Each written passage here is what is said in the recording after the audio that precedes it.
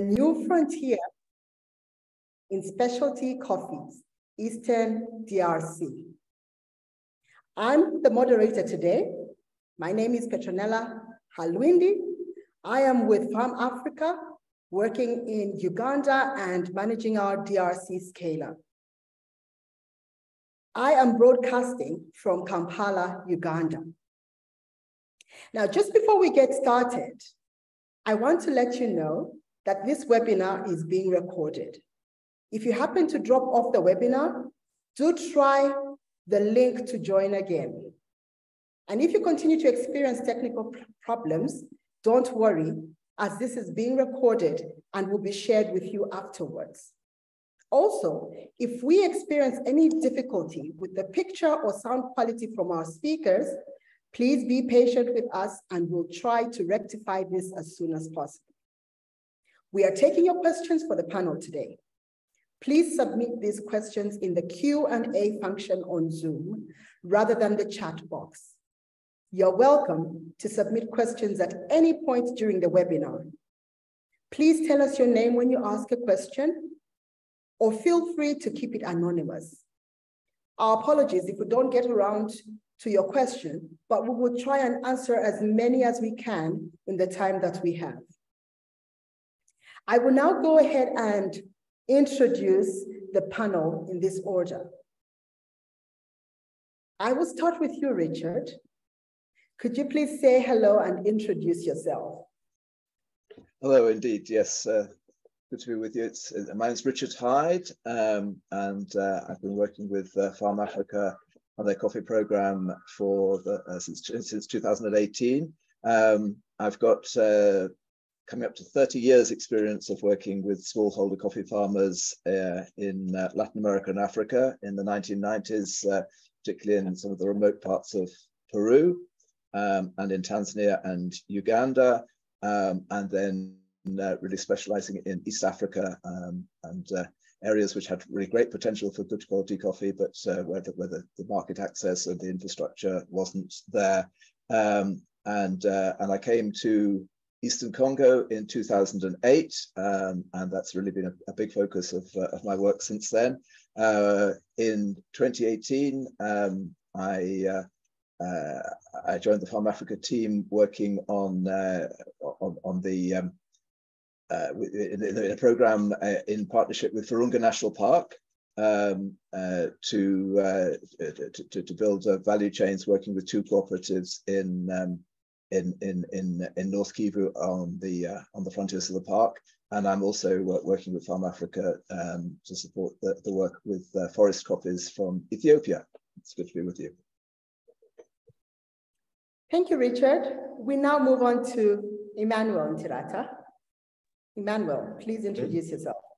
Yes, hi to everyone. I'm Emmanuel Ntirata.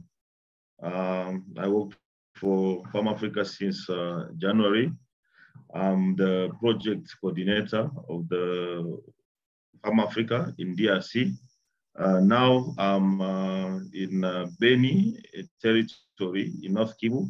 And I'm very passionate in coffee value chain and also working with cooperative for the sustainability.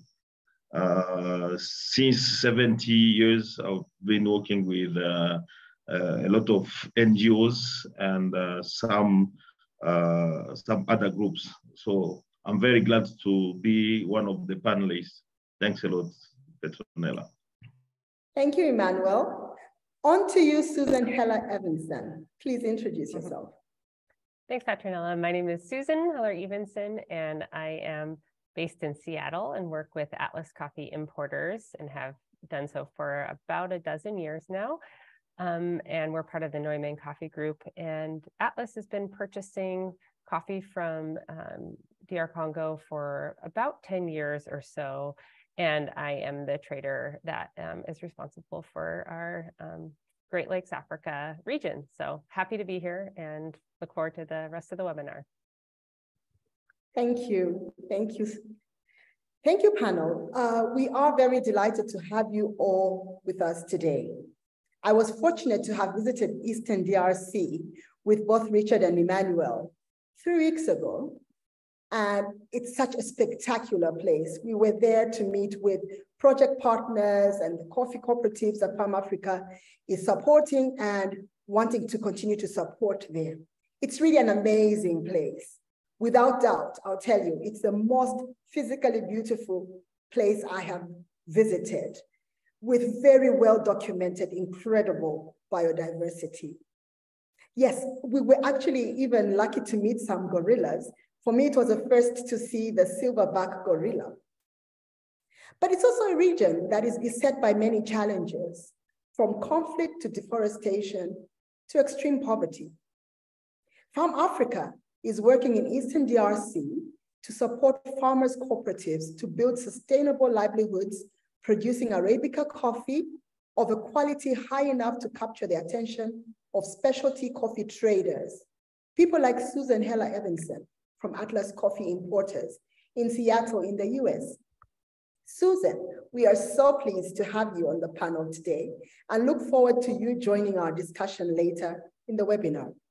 But first, to bring Eastern DRC to life for those who may not have been able to visit, we'll watch a short video about Farm Africa's work in the region before hearing more from Richard and Emmanuel about the organization's achievements in the region to date and plans for the future. Enjoy.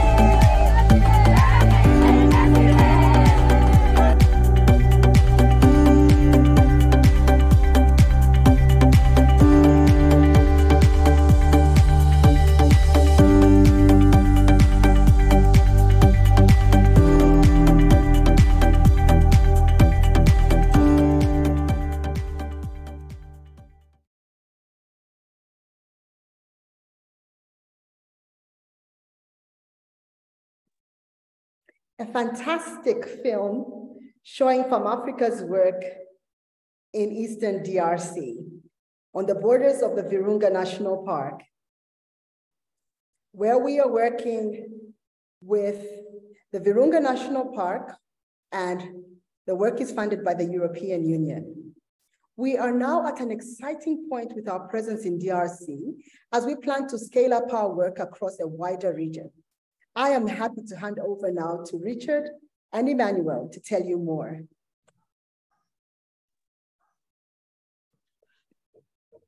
Thank you very much, Petronella. Just going to show you a few slides and talk a little bit about the situation in Eastern Congo, particularly with coffee, and what we're doing there. And Emmanuel I can take you through these slides. So can I have the first slide, please? So as I'm sure you know, Democratic Republic of the Congo is an enormous country in central Western Africa. And the area we're talking about is right on the east of the country. So most of the country is low elevation, and it's a lot of forest. To the east, it's much higher elevation, and particularly in the two provinces of North Kivu and South Kivu, and that's where Arabica coffee is grown, and that's where Farm Africa's engagement is. On the right, you'll see a picture of North Kivu and South Kivu. Now, the area is part of the Western Rift Valley, the African Great Lakes region. So in the north, we have Lake Edward, and you see Kopade Cooperative and Kawakanzarura Cooperative, which is over on the Ruwenzori flanks. And then coming south around Lake Kivu, two cooperatives on the western flanks of the western shore of the lake, Mungano and Tumaini. And then on Ituri Island, which is a very large island in the middle of Lake Kivu, we have Rebuild Windsoak, and they are, as we move forward, these are going to be Farm Africa's partners. And now over to Emmanuel to talk more about the situation that the context. Okay, thanks a lot. Next slide, please. Thanks a lot, Richard. I will try to present the DRC coffee history in just 4 points. The period before 1980, where DRC was one of the Africa's largest coffee producer. And then came the period, the mid-1980s, where we had the post-marketing system and all the infrastructure in coffee value chain broke down. But in the period of 1990s, now started to be decimated by coffee wilt disease. And actually, we have a nascent revival, as we said, because of the production and exports of high quality Arabica coffee that have been restarted over the last 14 years. And for those who may know, in the right side, you may see the good pictures of mountains in the eastern part of DRC. It's in Kopade in North Kivu. And Arabica coffee can grow in the eastern part of DRC to over 2,000 meters. Next slide, please.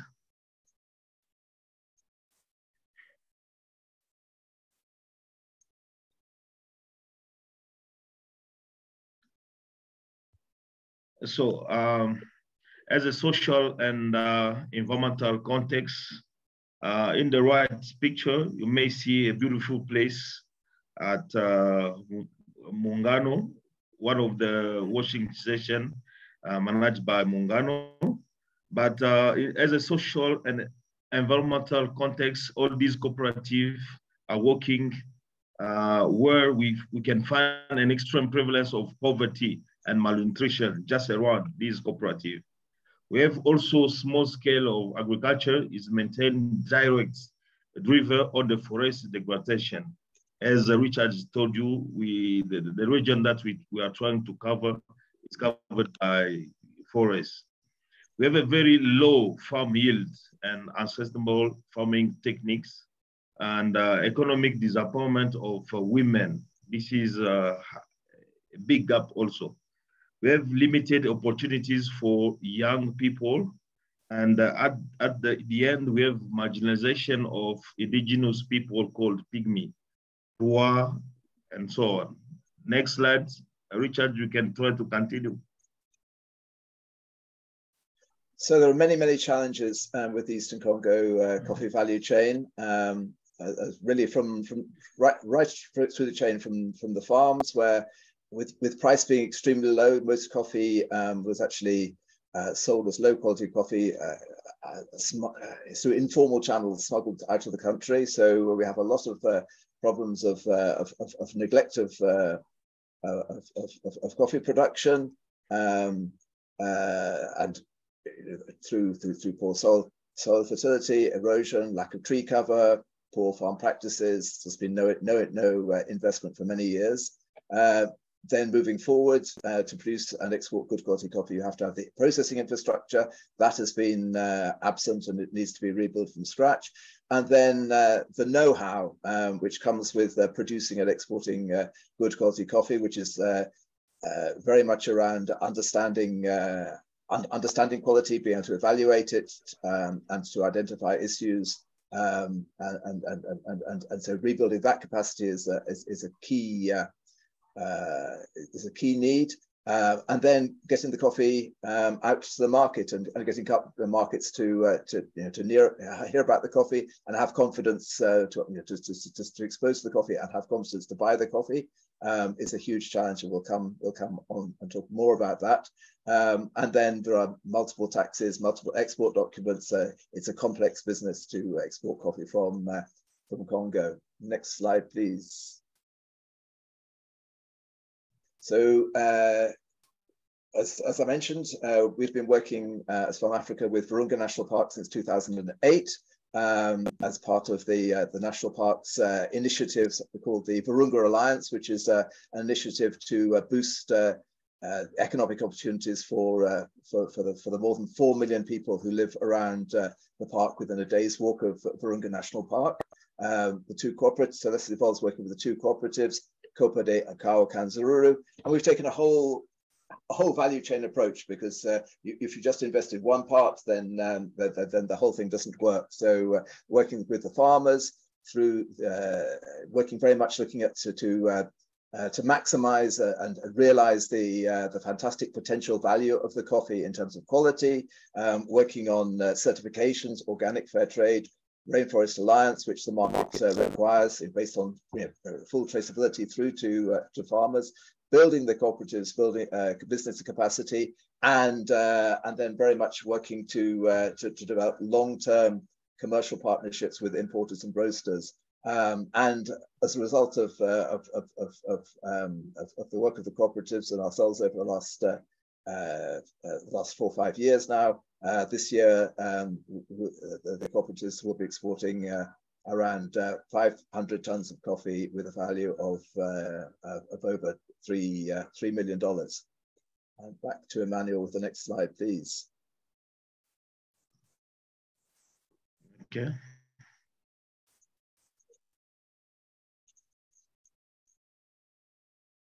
Thanks, Richard.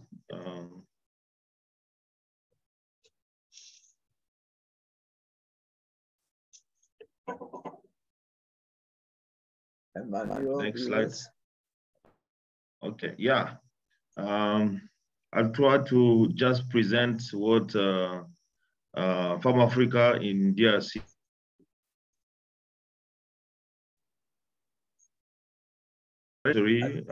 owned by Tumaini Coffee Cooperative.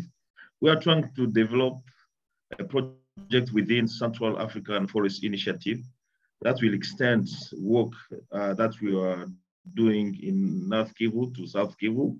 We'll try to follow a holistic approach addressing farming practices along multiple value chains, and we'll try to use the focus on coffee as you can see in the left picture, and promote social inclusion with a focus on empowering women, young people, and indigenous people.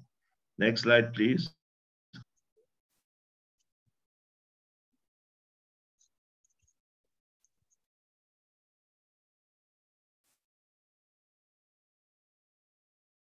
And we have just some key partnership. We'll try to focus on cooperative because we know that working with the cooperative to implement the program, we give them an entire responsibility. And we'll try to have also partnership with national parks, Halwiindi and Virunga National Park.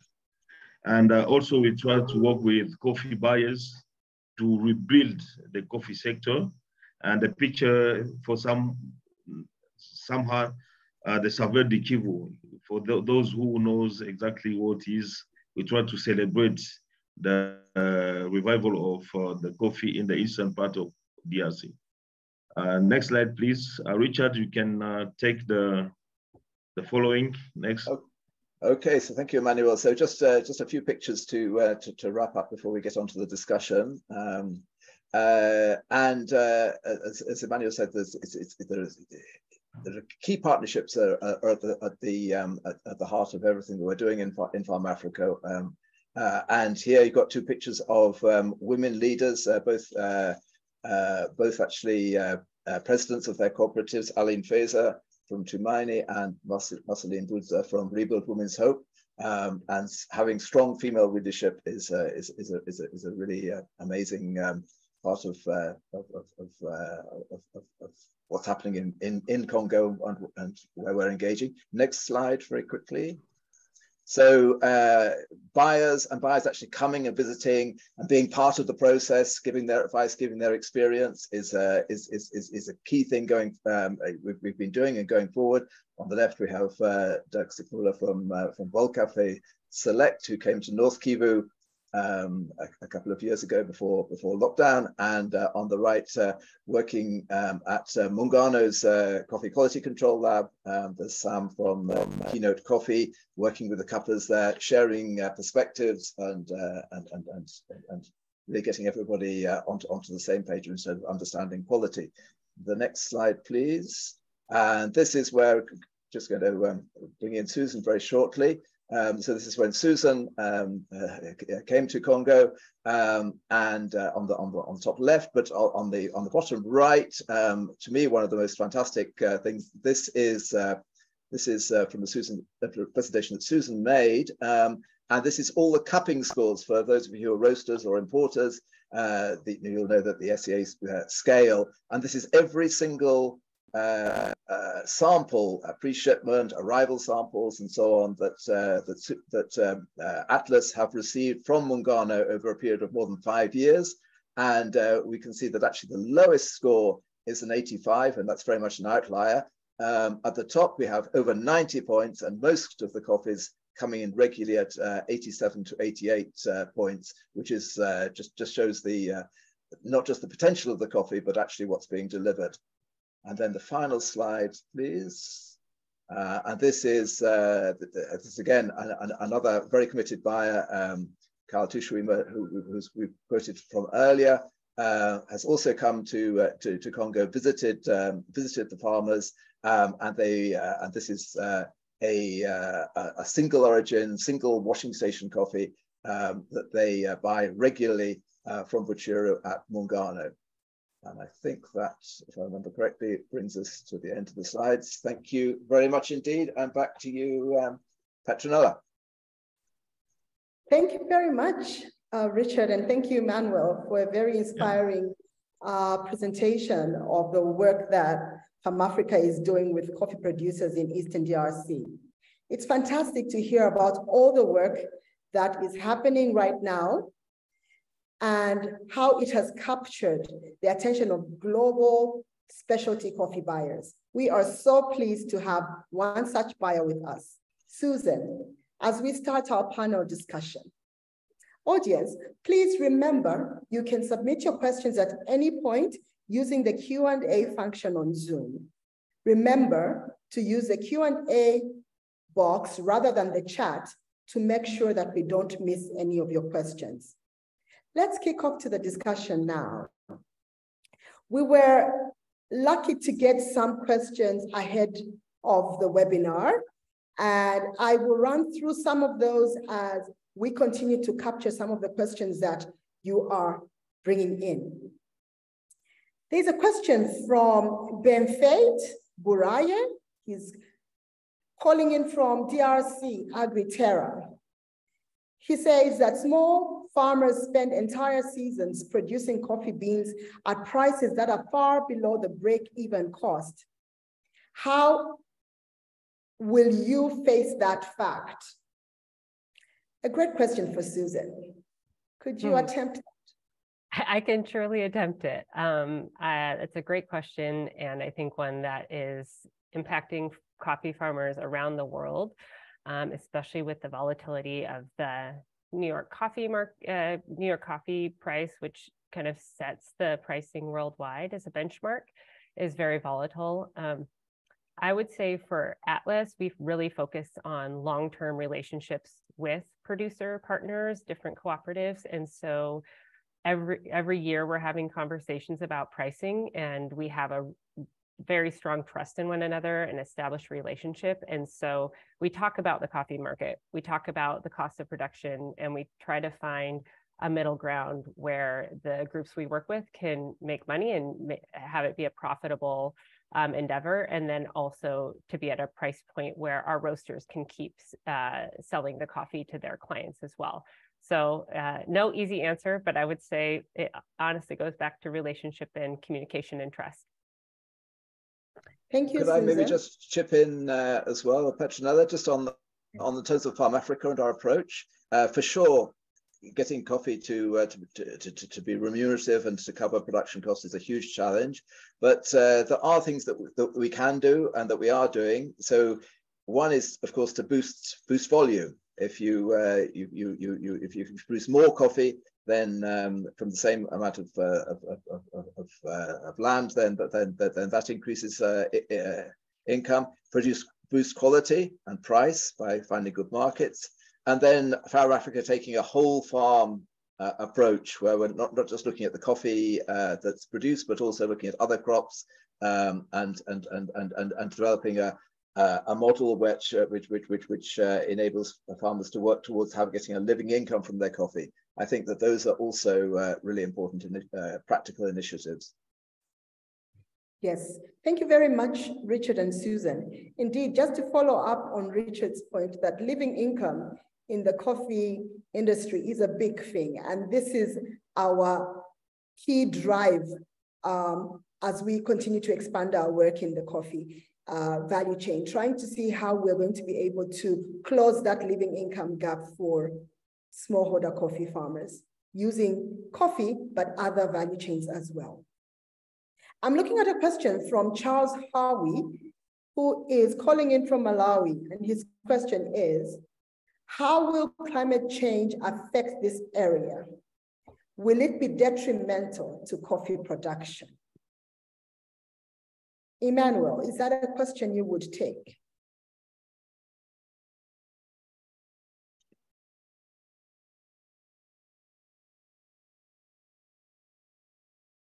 Unmute. Yeah, thanks a lot. How will the climate change affect this area as people continue to have a negative impact on the forest? We can try to observe it even actually. There is a problem with the rainy season and the dry season. So I know that since more than 10 years, there is some research at INERA with the World Coffee Research. We tried to find how some coffee that could be could fit with the climate change actually, but also with the program of agroforestry. we will try to have shade trees that will help all coffee plantation to be covered, and then we can have a good impact with carbon reduction, and we can try to work in all these aspects to reduce these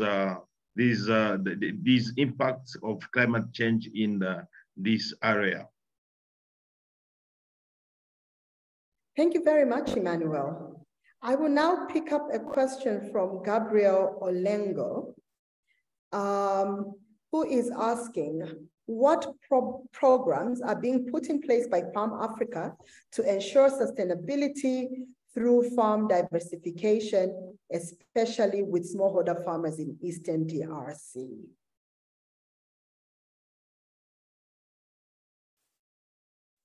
Richard, do you want to talk a little more about the whole farm model we are working on? Yes, indeed. One of the things we are looking at is other things that farmers can produce. And to take one example, beekeeping and honey production, which is something that fits very well with coffee. It's been done obviously in Ethiopia in a big way, but in places like Mexico and even in Rwanda, there are some pilot projects introducing honey with coffee, and that gives an alternative source of income. It also is something that we're looking at how young people can get involved in that and give them more of a stake and an income. So diversification and looking at other perennial crops, also food crops, and looking at the local markets. And seeing how that, because coffee being a seasonal crop, it's part of the solution, but it can never be the whole solution in terms of providing a sustainable livelihood. Thank you very much. Jan Biot says, great work. Nice to see the full value chain approach. And his question is, will coffee cooperatives ever be able to manage all aspects of these value chains entirely on their own, or will there be a continued need for expert support from organizations like Farm Africa? If so, will this expert support need external funding, or could this be purchased somehow by the cooperatives? Great question.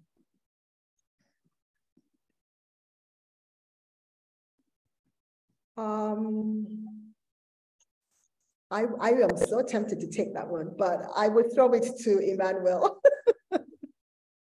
Yes. So, as we know, one of the big challenge of the cooperative to have money, to get money from banks and all these stuff.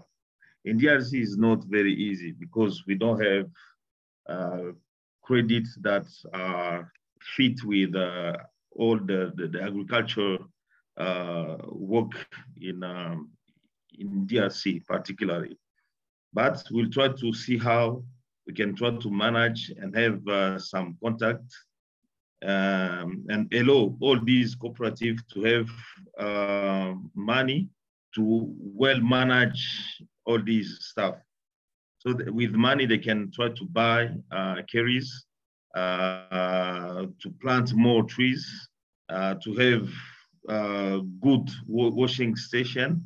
And then if the quality is maintained, this can help them to have more and more money to be bigger and sustainable within the region where they are working actually. Thank you, Emmanuel. Susan, we are coming to you. This question is asking about what coffee traders look for in coffee and what has sparked your interest in the coffees from Eastern DRC. Great question. Coffee traders look for a wide variety of things, but I would say usually they're looking for a specific quality level and then a specific cupping profile. If you think of wine and different notes, coffee has that same really complex different flavor notes. And then just as high up there with quality, I would say, is consistency. So that if they purchase from a region or from a group year after year, they know in general what to expect. And then what it sparked our interest is, first of all, the partnerships and the relationships and the people that we work with are incredible. I would not have a job if there weren't coffee farmers. And the flavor notes are incredible. If you have not had a chance to try Congo coffee, please do some Googling, and it's out there and it's delicious. And then also Congo and other places have been underrepresented in the coffee market. So there's certain coffee producing countries that are very well known, and others like DR Congo that are a little bit less known. And so at Atlas, it's part of our ethos to really promote underrepresented origins so that more people can try coffee from these areas. Wonderful. Just as a follow-up, Susan, in engaging with your consumers, how much interest is there in the origins of the coffee? Does it matter where the coffee is coming from? Maybe you could share some more light on how the market is evolving and what origins of coffee are currently being highly sought after. We really focus on, so there's a lot of different qualities of coffee. No one produces only the very, very highest levels. But in general, we've seen more and more consumer interest in knowing where their coffee comes from. And so down to what meters above sea level it's grown at and what coffee varietals are part of it. And so I think what it really gives us a chance to do is to highlight the strong work of the producing partners. And so we're able to kind of be a bridge or a conduit between many roasters and producers to share more behind the beverage.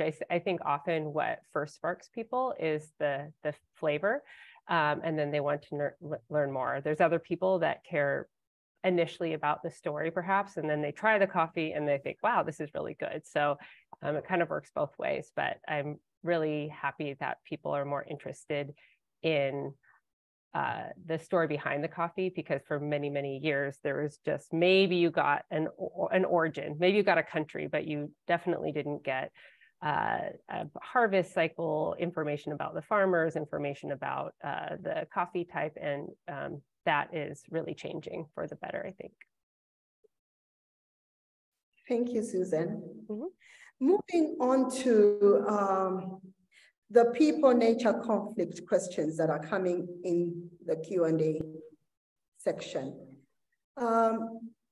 Looking at the challenges that continue to persist, especially around the buffer zones that are areas bordering the national parks. Amy Ndatabai Mihigo is asking, what strategies are we planning to implement, and what strategies are we currently implementing, especially around the Virunga National Park, that will help to improve people's livelihoods and incomes and limit the pressure on natural resources? Richard, could you take that? Yeah, sure. And that's very much part of the motivation for Virunga National Park to be engaging in coffee. No coffee is grown in the park, of course, but it's a big source of livelihoods around the park. Yeah, the simple motivation, I think, is twofold. First of all, if people have better incomes, better opportunities from the coffee, from their farms and what they're producing, then the economic pressure to encroach on the park, for instance, to go in and cut down trees for charcoal, which is a big issue, that is diminished.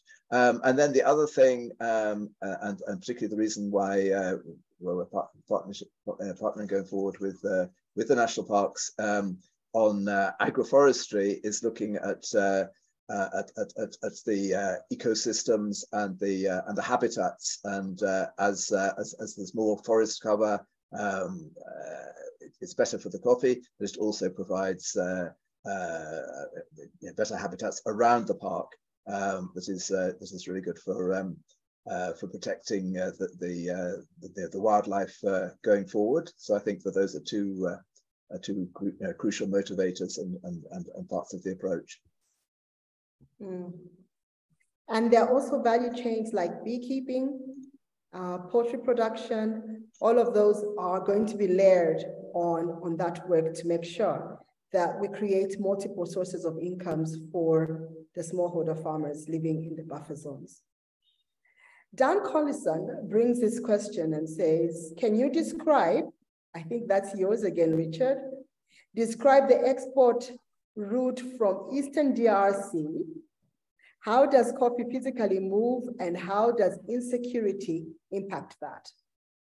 Okay, very good question. And if we just looked at the map earlier, you'll see that probably Eastern Congo is the least convenient place in Africa from which to export coffee, particularly when you want to export very high quality coffee and you want to maintain the coffee all through the journey. So there's a journey of over 2,000 kilometers from where the coffee is grown and milled and even the point of export.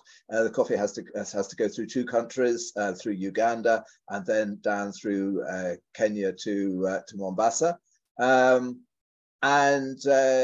Yeah, all that has to be really well organized, and we're very fortunate that there are logistics partners who are able to take care of that.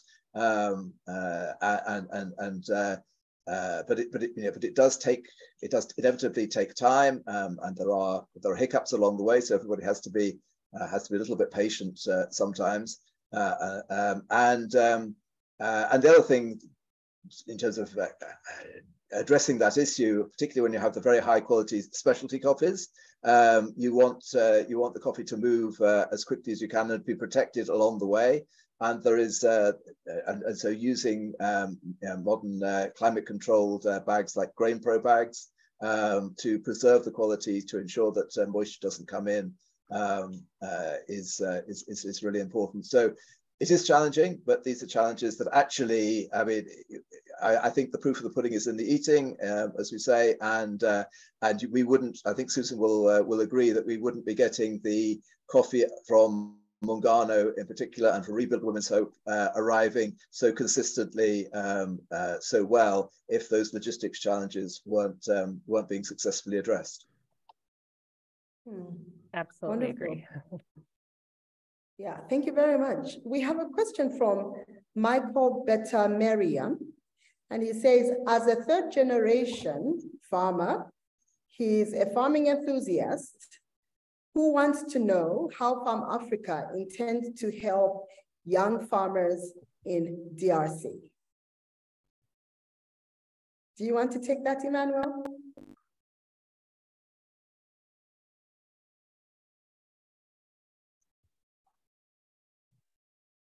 Okay. Very happy to take it on his behalf. Yeah. Yes. This is so special because we know young men and women doesn't own field, but we can try to develop. We can try to develop with these young women and women a kind of strategy to help them own lands, and we have a kind of model.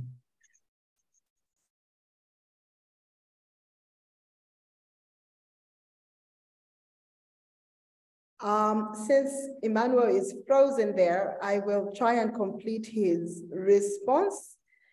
Yes, Farm Africa definitely wants to continue to implement a very inclusive program that brings in youth, young men and women, but as well as people that were naturally excluded from the coffee business through different approaches, some of which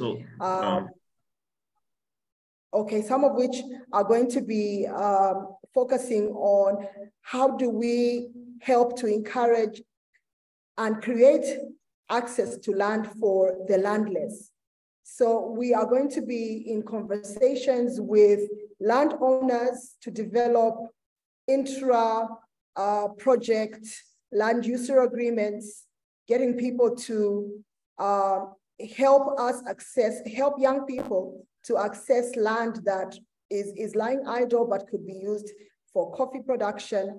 But also, there are going to be a number of jobs that are going to be created as a result of the work that we'll be doing across multiple value chains.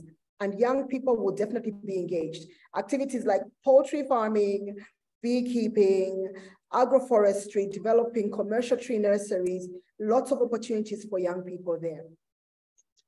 Could I just also complement that, Petronella, by highlighting what is actually happening already in many of the cooperatives, where the members are talking and discussing about how young people and particularly how women can actually have access to part of the farm for their own production, to be able to grow coffee, sell it under their own name. And that's a great motivator. So, so the question of distribution, even within existing the existing smallholder farms, there are many cases where women and men both managing part of the farm, young people able to have part of the farm, and of course that gives them a stake in the coffee. And I think there's a lot more that will be a lot more potential to work in that direction with the cooperatives. Excellent, thank you, Emmanuel. I will channel Christine Archer's question to you. It's around land size and some of the challenges of getting smallholder farmers to a living income.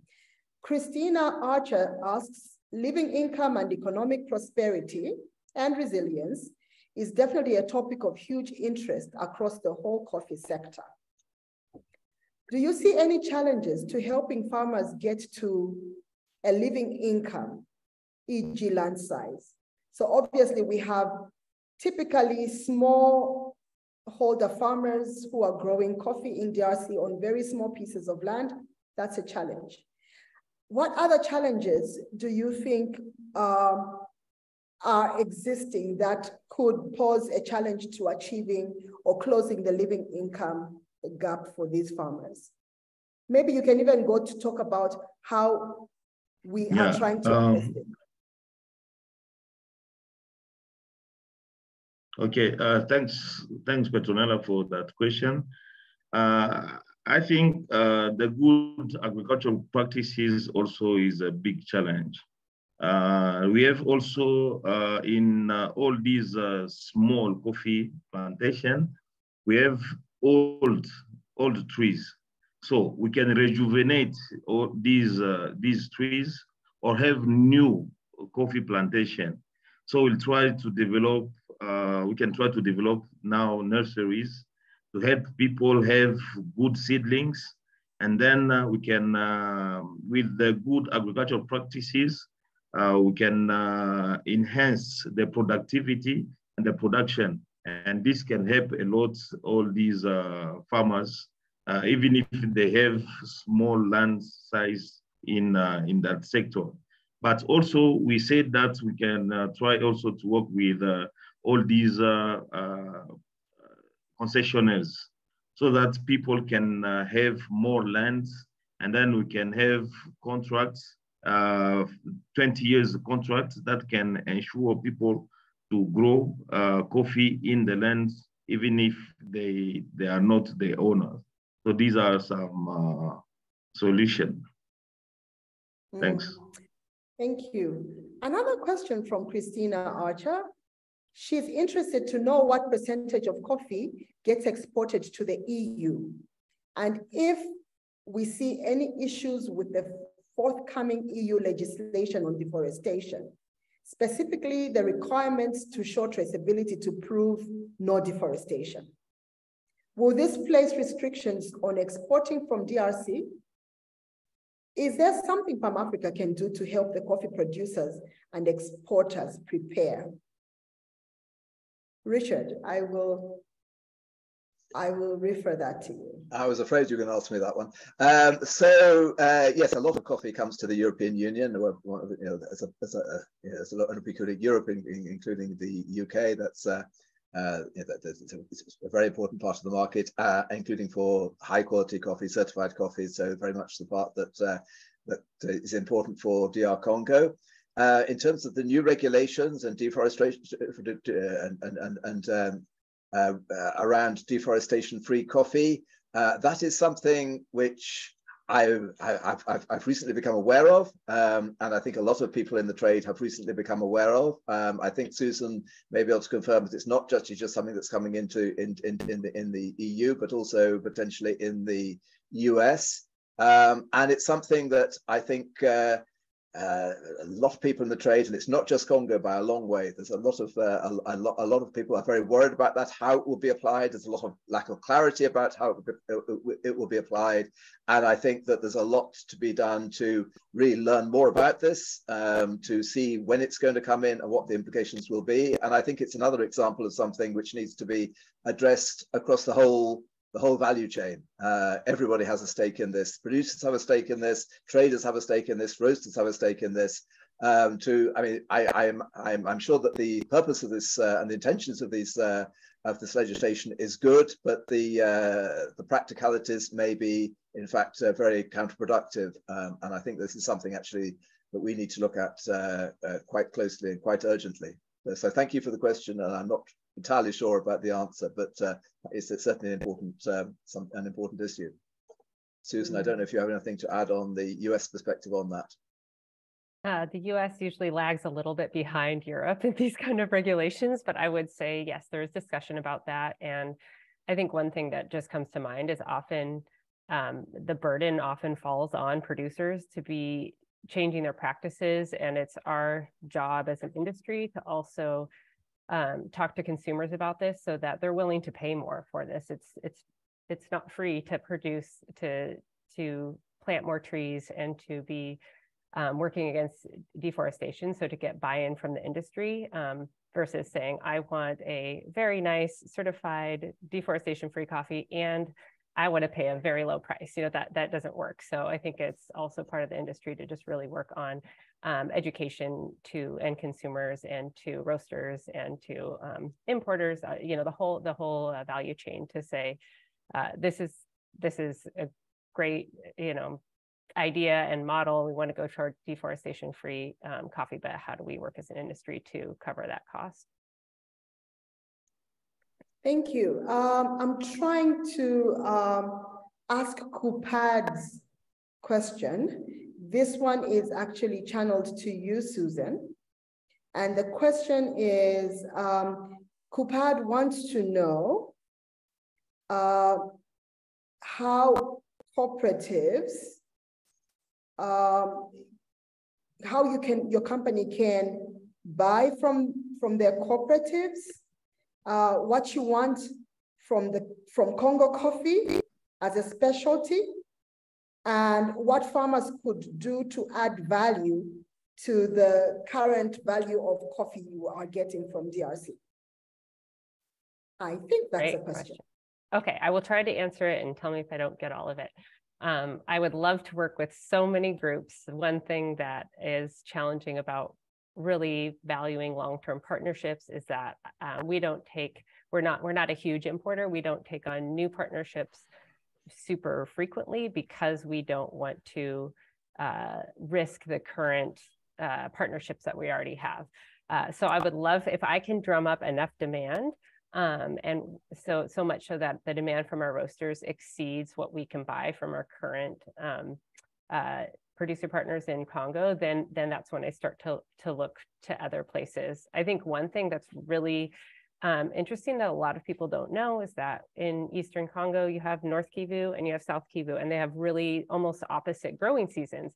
And so a roaster could theoretically have fresh coffee year round. They could buy 6 months of coffee from North Kivu and 6 from South. So long term, I think I would love to do that and to expand. It's just my work and the work of our company to really increase demand and to get more roasters familiar with Congo coffee, because a lot of roasters, once they have it, they do really like it. It's just that it's a bit of an extra challenge to share with people coffee from Congo and what it's like. And it is a bit more expensive because it's coming from very far away, and cost of production is high and all these other factors.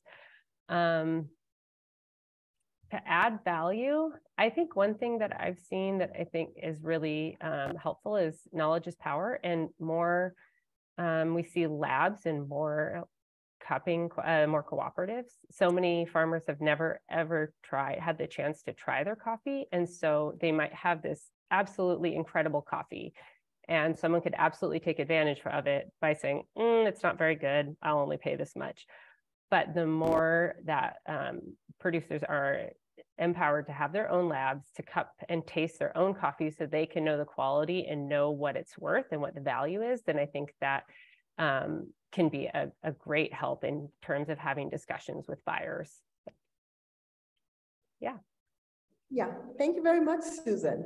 We seem to be running out of time, but very important question coming from Carol Asimwe, and it would be a great way to end this. If Emmanuel, you could tell us more about what the role of the DRC government, what the role the DRC government is playing to revive the coffee sector in DRC.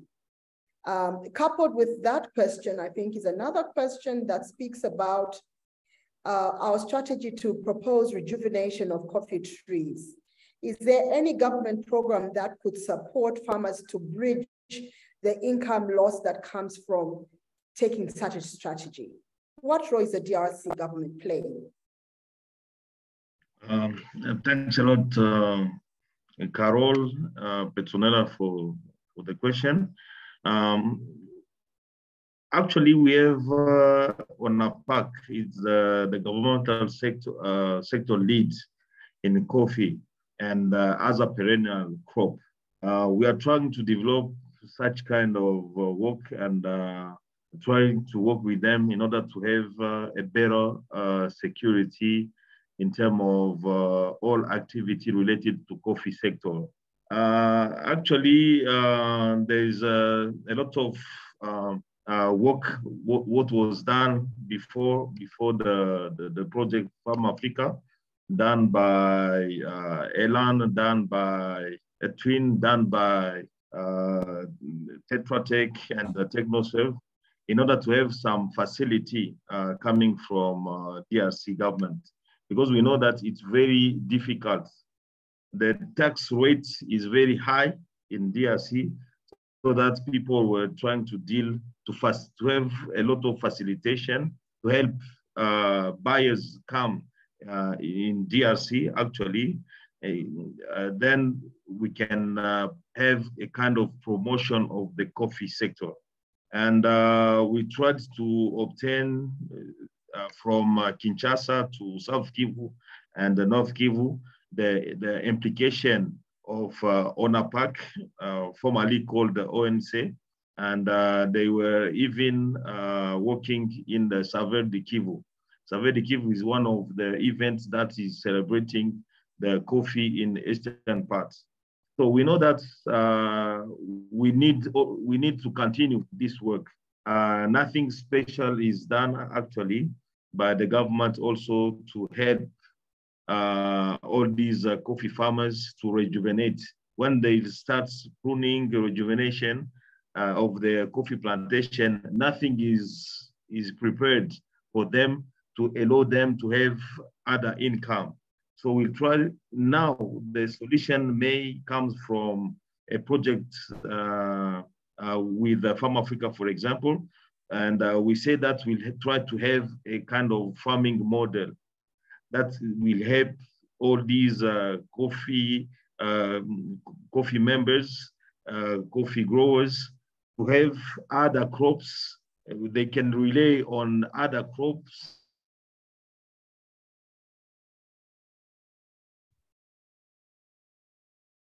to not lose a lot of money and time. Thanks. Thank you, Emmanuel.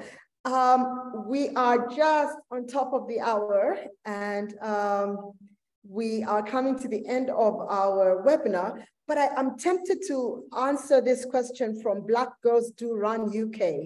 It says, do Africans who work with Farm Africa have agency once they become experts in cultivation? They say, please explain. I'm going to tell you that, yes, we do have agency. I'm one such employee of Farm Africa, and we have agency. We make decisions. We are getting our work done in the areas where we're working.